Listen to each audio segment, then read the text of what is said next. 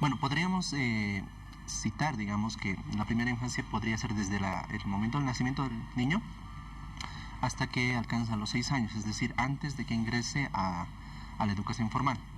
En esos 5 años, la principal responsabilidad de la crianza, el cuidado, el desarrollo y la educación del niño o la niña está en el hogar.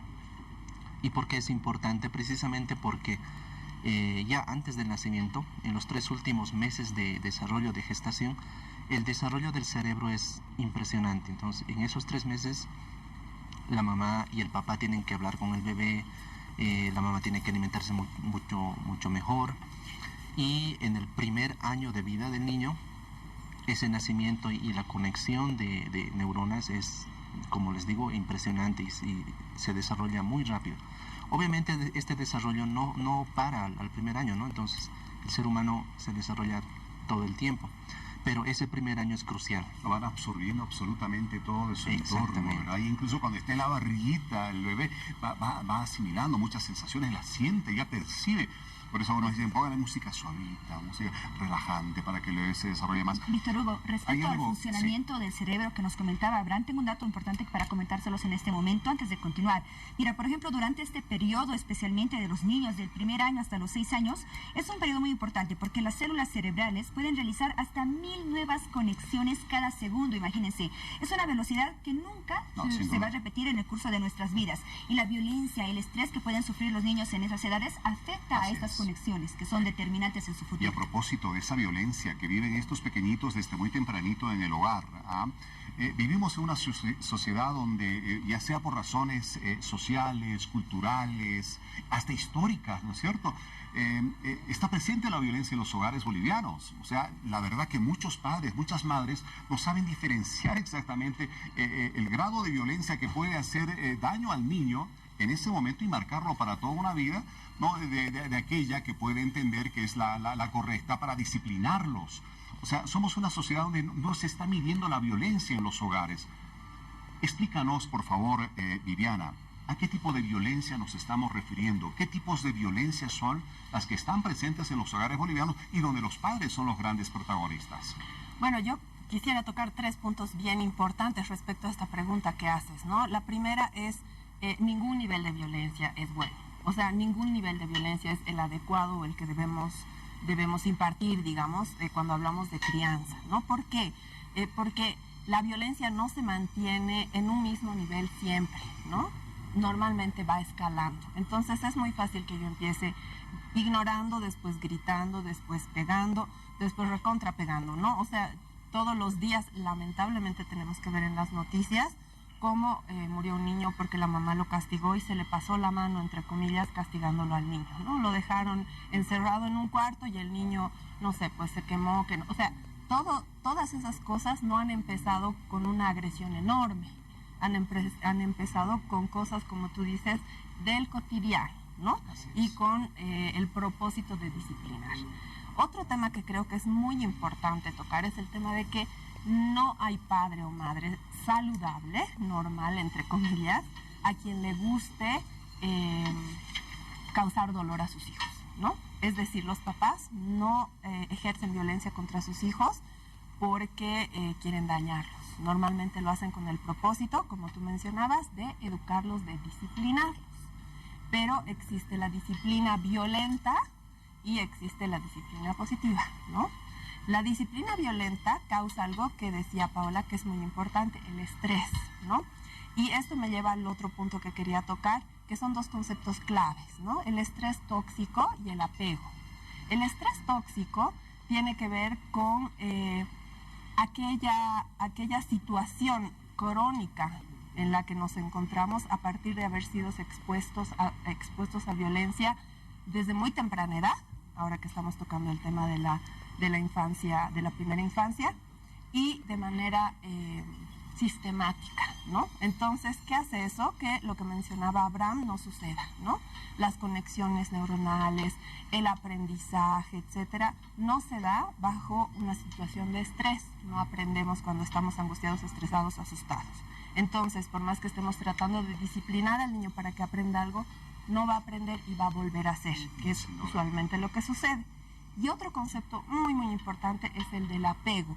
El concepto del apego es toda una teoría que tiene que ver con cómo nos relacionamos con los niños cuando nacen, ¿no?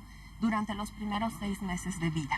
Y el apego tiene que ver con que nosotros en ese momento no podemos comunicarnos con el niño con palabras, nos comunicamos con conductas, con agarrarlos, abrazarlos, darles comida, demostrarles que existe un entorno de seguridad. Eso es vital para 2 cosas: la maduración cerebral adecuada y el desarrollo afectivo adecuado, ¿no? Entonces, si el apego no se da durante esos primeros 6 meses, se ve perjudicado de manera grave, digamos, el adecuado desarrollo. Quiero ir a esa parte precisamente, Abraham. A ver, cuando la violencia comienza y en esa primera infancia, el niño va asimilando, ¿no es cierto? Ese es su entorno, donde el padre es violento con la madre es violenta con el padre, que los hermanos son violentos, los padres son bastante violentos con el niño. Finalmente él va asumiendo como que eso, bueno, es algo que también es parte de él y puede tener consecuencias futuras muy graves. O sea, ese niño que entiende que la violencia es parte de su cotidiano y que todo lo aceptan ahí en su entorno,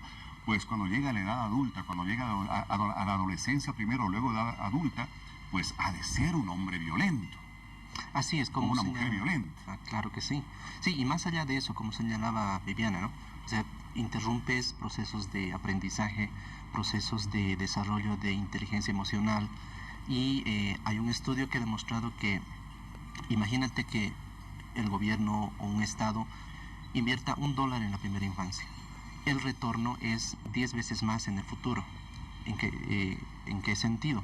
Por ejemplo, productividad laboral, reducción de delincuencia, una sociedad menos violenta, como tú dices. Entonces, esa es la importancia que queremos resaltar como cruzada. O sea, se reducen costos significativamente. Claro que sí, exactamente. Niños sin estrés, niños sin violencia pueden llegar a un potencial pleno, ¿no? Pueden llegar a su pleno potencial en un futuro. Y no solamente la violencia física o la violencia que se demuestra, digamos, en los medios, ¿no? Ya lo señaló bien Viviana, el mismo hecho de ignorar al bebé mientras está llorando y con la idea de que tiene que aprender a callarse solo, es un tipo de violencia. ¿Cuáles son esos principales derechos que debemos garantizar en los niños, no solamente en la primera infancia, ¿no? Sino garantizar durante toda esta etapa tan importante que es para cualquier persona, que es prácticamente esa etapa inicial? ¿Cuáles son? Bueno, la Convención sobre los Derechos del Niño tiene 54 artículos, ¿no? Y en cada uno de estos 54 artículos se cubren todos los derechos. Sin embargo, están divididos en grupos. El derecho a la participación, o el grupo de derechos a la participación, el grupo de derechos a la protección integral, la salud, la educación, ¿no? Entonces, en general, todo eso cubre todos los derechos que deberían tener los niños. ¿Por qué existe una convención especial, digamos, para abordar el tema de los derechos de los niños, aparte de lo que es la Carta de los Derechos Humanos, ¿no? Porque los niños son seres humanos que están en un proceso especial de desarrollo, entonces necesitan una protección y una atención especial. Y como bien decía Abraham, realmente invertir en los niños durante los 5 o 6 primeros años de vida es clave para el resultado que vamos a tener cuando estas personas sean adultas. Tú nos hablabas de esa forma tal vez de invertir o de disciplinar a los niños. O sea, hacías una diferencia en lo que es la disciplina con violencia y la disciplina positiva. A ver, específicamente, ¿en qué consiste esa disciplina positiva? ¿Cuál sería la forma correcta de poder disciplinar a los niños sin tener que llegar a ningún tipo de violencia? Bueno, el tema es realmente amplio, ¿no?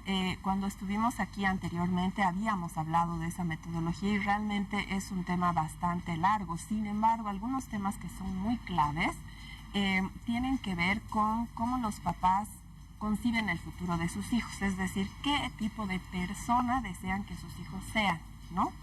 Eso determina los objetivos a largo plazo que tienen con sus hijos y eso determina también cómo van a proceder en el cotidiano, ¿no?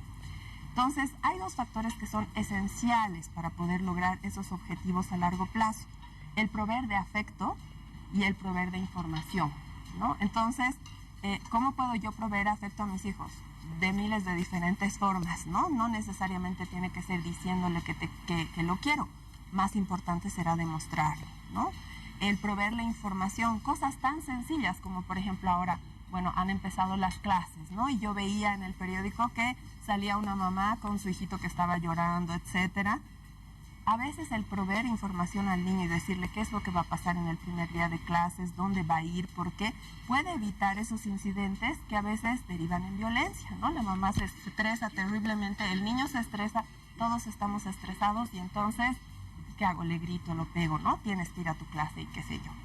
Entonces, eso es muy importante.